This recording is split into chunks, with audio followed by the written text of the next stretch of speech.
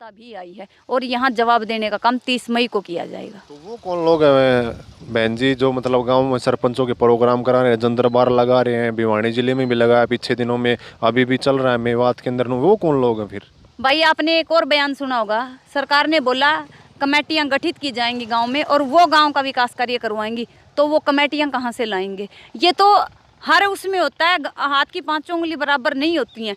हर गांव में हर परिवार में एक ना एक व्यक्ति तो ऐसा होता है जो जिसने अपन बोला करा भाई, लेकिन हमारे अधिकार हमारे पास नहीं होंगे, हम विकास कैसे करवाएंगे? सरकार खुद ये नहीं समझ रही है उन्हें कौन सा मुद्दा कहाँ कैसे उठाना है, और सरकार को खुद ये नहीं पता कौन सा अधिकारी किस विभाग में क्या कार्य कर रहा है। सरकार हर बार ऐसे बयानबाजी कर रही है जहां ये दिखाई दे रहा है सरकार चाहती है पढ़ी लिखी पंचायतें हों, लेकिन अगर ये पढ़ी लिखी पंचायतें आएंगी तो इनको काम का भी ज्ञान होगा, ये आपसे सवाल भी करेंगी। अगर आप पढ़ी लिखी पंचायतें चाहते हैं तो जवाब देने का मादा भी रखें। दो मांग कौन माननी है आपकी? ये दो मांग थी, इसी कारण नु कहने लगे आपकी बात सिरा कौन चढ़ी? भाई सरकार ने क्या किया, सरपंचों के आंदोलन को राइट टू रिकॉल और ई टेंडरिंग के नाम पर एक वो बोलते ना टैग लगा दिया। लेकिन हमारी मांग शुरू दिन से ही उन 29 अधिकारों की थी, क्योंकि इन 29 अधिकारों में हमारे वो जो आम नॉर्मली अधिकार है हमारे वो हैं, सरकार हमसे वो छीन कर हमारे गांव के साथियों नमस्कार, मैं कपिल सांगवान, आप देखने लग रहे हैं 4 सीढ़ियों 16। भाई फिलहाल हमारे साथ ऐसा चेहरा मौजूद है कविता खरग्राम जी, जो एक्स सरपंच रह चुके हैं और लगातार पिछले कई सालों तक मतलब धरने की बात हो है बेबे आगे पाओ, तो आज खास बातचीत आज इन तक कराएंगे क्योंकि सरपंची का मुद्दा है। बेबे भी सरपंच ले ली, सारी बात आज जाना है। राम राम बेबे। राम राम भाई। और बेबे ठीक ठाक हो? बिल्कुल बढ़िया भाई, दया तार भैया की जी बहन जी। तो बेबे मतलब सरपंची का नु कहने लग रहे हैं गाँव में सरपंचा ने काम भी कराना शुरू कर दिया, और सरपंच सारे मतलब राजी हो रहे, 5 लाख वाला सिस्टम तक जितना कराया सरकार ने हो, आप संतुष्ट हो गए? कौन हो करेगा आधे हो गया, आधे ना हो? भाई इसमें पता बड़ी बात क्या है, सरकार बार बार बयानबाजी पलट रही है और उससे बड़ी बात क्या है, वो कुछ भी लिखित में नहीं दे रही है। ये 5 लाख वाला मुद्दा मैं अपने बताना चाहूँ, सरकार सिर्फ ये जो आंदोलन चल रहा है सरपंचों का, इसको फाड़ने के लिए, इसको 2 टूक करने के लिए सरकार बार बार बयान दे रही है। भाई 5 लाख का कर दिया। सरकार से ये पूछना चाहती हूँ, जो हमारे संविधान की 73वीं सूची में 73वें संशोधन में 11वीं सूची में जो 29 अधिकार हैं वो इन्हीं सरकारों ने तो दिए थे, फिर हमसे छीनने का काम ये सरकार क्यों कर रही है? अगर गांव का विकास करना है, सरकार चाहती है गांव का विकास हो तो सरपंच की पावर क्यों छीन रहे हैं? हमने कभी ये बोला ही नहीं भाई हमारा ई टेंडरिंग करो या हमारी 5 लाख की करो या 2 लाख की करो। हमने बोला हमारे 29 जो अधिकार है वो वापस दो, हमारे 29 अधिकार हमारे पास आएंगे। पैसे की तो कोई बात ही नहीं है, ना कोई इसमें लिमिट की बात है, ना कोई हमने ऐसा मुद्दा रखा भी आप हमें इतने पैसे दे इतने दें। गाँव के विकास की बात है, वो गाँव का विकास सिर्फ जो 29 अधिकार हमें मिलेंगे उसी से हो सकता, वैसे विकास नहीं हो सकता गाँव का। जी बहन जी, थोड़े दिन पहले आपकी चंडीगढ़ में मीटिंग हुआ है तो और भी बहुत सी मांग ली, लेकिन 2 मांग कौन माननी है आपकी? ये 2 मांग थी, इसी कारण नु कहने लग रहे हैं आपकी बात सिरा कौन चढ़ी? भाई सरकार ने क्या किया, सरपंचों के आंदोलन को राइट टू रिकॉल और ई टेंडरिंग के नाम पर एक वो बोलते ना टैग लगा दिया। लेकिन हमारी मांग शुरू दिन से ही उन 29 अधिकारों की थी, क्योंकि इन 29 अधिकारों में हमारे वो जो आम नॉर्मली अधिकार है हमारे वो हैं, सरकार हमसे वो छीन कर हमारे गांव के विकास में बाधा डाल रही है। जो अभी सरकार ने एक नया फंडा चलाया था, परिवार पहचान पत्र के नाम पर लोगों को कितना बरगलाया जा रहा है, कभी इधर कभी उधर। स्टार्टिंग में सरकार ने खुद इसको अपने तरीके से लोगों के डाटे चढ़ा दिए। जब उनमें कमियां आ रही हैं, लोग ठीक करवाने के लिए जा रहे हैं तो इधर से उधर उन्हें धक्के खुआए जा रहे हैं। अगर ये अधिकार सरपंच के पास गांव की सीएससी में है तो कहाँ जाएंगे लोग? वो गांव में समस्या सोल्व हो जाएगी। अब सरकार धक्के खिला रही उनको। गरीबी रेखा में जो बीपीएल हमारे वो होते हैं, राशन कार्ड होते हैं, उनके नाम पे सरकार ने जनता को बरगलाने का काम किया। मनरेगा का काम है, मनरेगा का काम में भी सरकार ने ऐसे फंडे रच दिए जिससे लोगों की उनकी जो डेली की वो है इनकम है वो नहीं आ पा रही है। तो सरकार ने एक ऐसा डिजिटलता के नाम पर एक ऐसा फंडा रचा है जहां से गांव में लोगों को नाम पर तो सीएससी दे दी, लेकिन वहां उनके कोई काम नहीं हो रहे हैं। और इन्हीं अधिकारों को छीनकर सरकार ने हमारे ऊपर एक टैग लगा दिया, भाई सरपंच सिर्फ राइट टू रिकॉल और ई टेंडरिंग का विरोध कर रहे हैं। कहाँ कर रहे हैं हम विरोध? कहाँ हमने ये बोला आपको भी हमने इतने पैसे दो और हम यो काम खुद कराएंगे? गांव के विकास से मतलब है हमें, हम गांव का विकास करवाना चाहते हैं, लेकिन हमारे अधिकार हमारे पास नहीं होंगे, हम विकास कैसे करवाएंगे? सरकार खुद ये नहीं समझ रही है उन्हें कौन सा मुद्दा कहाँ कैसे उठाना है, और सरकार को खुद ये नहीं पता कौन सा अधिकारी किस विभाग में क्या कार्य कर रहा है। सरकार हर बार ऐसे बयानबाजी कर रही है जहां ये दिखाई दे रहा है सरकार चाहती है पढ़ी लिखी पंचायतें हों, लेकिन अगर ये पढ़ी लिखी पंचायतें आएंगी तो इनको काम का भी ज्ञान होगा, ये आपसे सवाल भी करेंगी। अगर आप पढ़ी लिखी पंचायतें चाहते हैं तो जवाब देने का मादा भी रखें। जी बहन जी, आपकी बात तो बिल्कुल सहमत। हाँ, कई दर्शक भी सहमत होंगे, मतलब गणखरेक सहमत है।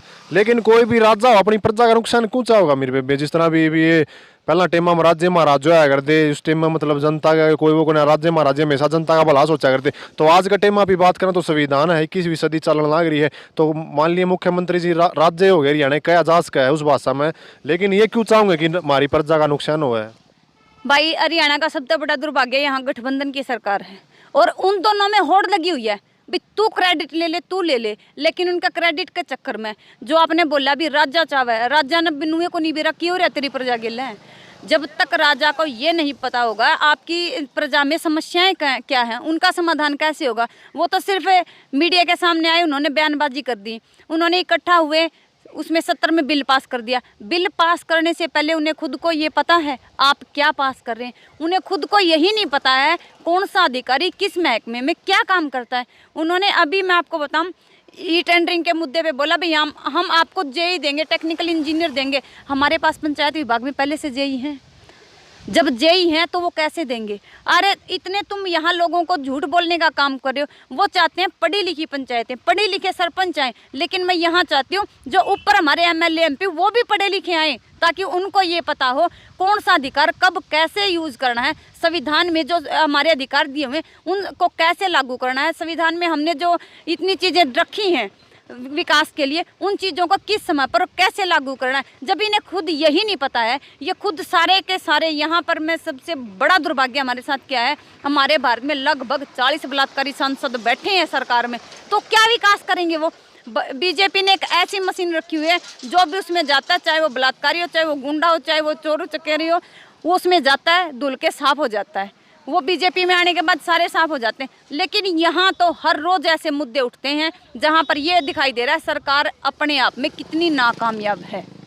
क्या लगता है आपको 2024 जैसे जैसे नज़दीक आ रहा है, बीजेपी भी अपने कार्यक्रम जन दरबार लगा रही है गांव में जा जाकर, और लोग तमाम ये कह रहे हैं कि हमारी कुछ समस्याएं सुनाई जा रही हैं और कुछ लोगों को अंदर भी नहीं घुसने दिया जा रहा। तो 2024 में क्या लगता है आपको, दोबारा से सत्ता में आ पाएंगे ये लोग? देखिए भाई, जो अभी गर्भ में है उसका हमें कुछ नहीं पता, लेकिन यहाँ जो लोगों की समस्याएं हर रोज़ ये सरकार बढ़ाती जा रही है, उससे ये साफ हो रहा है 2024 में आम जन जवाब देगी सरकार को।